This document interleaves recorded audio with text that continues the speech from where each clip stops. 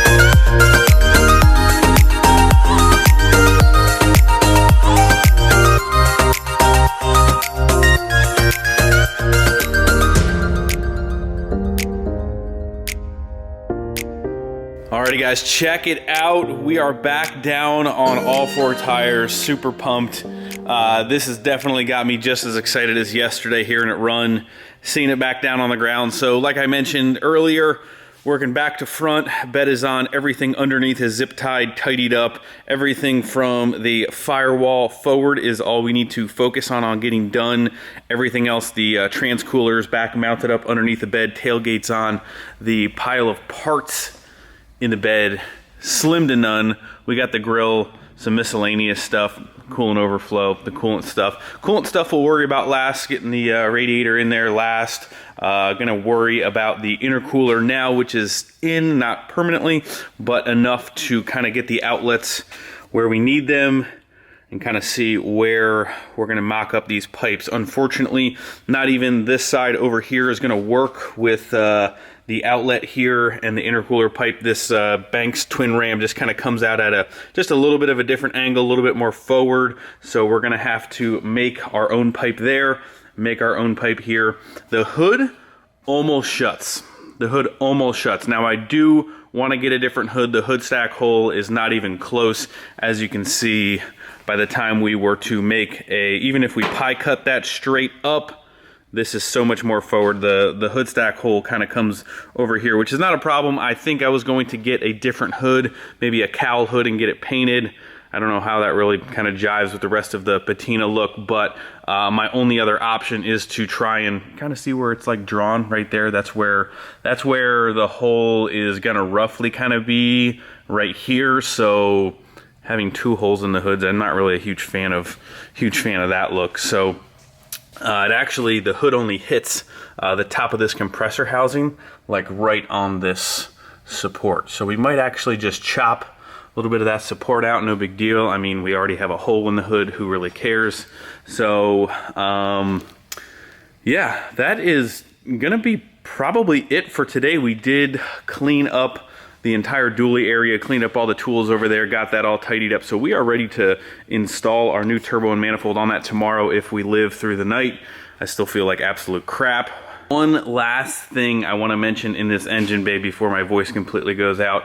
We had got a couple pieces, the Banks plate, the twin ram stuff that goes along with that, powder coated this kind of like semi-wrinkle black. It's not really cutting it for me anymore. I don't know, like I feel as though you need to pop the hood and see a color underneath here. It doesn't necessarily need to go with the color scheme of the rest of the truck, but I feel like we need something a little louder than black. I don't know, let me know what you guys think. I always ask your guys' opinion on powder coat color. I mean, we've done gold, we've done orange, we've kind of been through that whole color scheme. I'm thinking possibly maybe like some form of electric blue, maybe with all of the V-band clamps going black.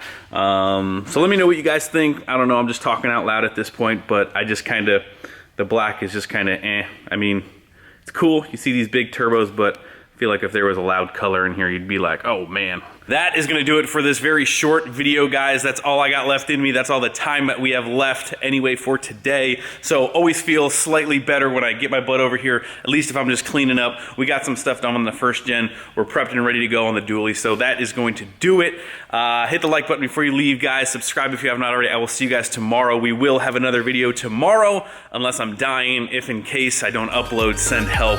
But I will see you guys tomorrow. See you.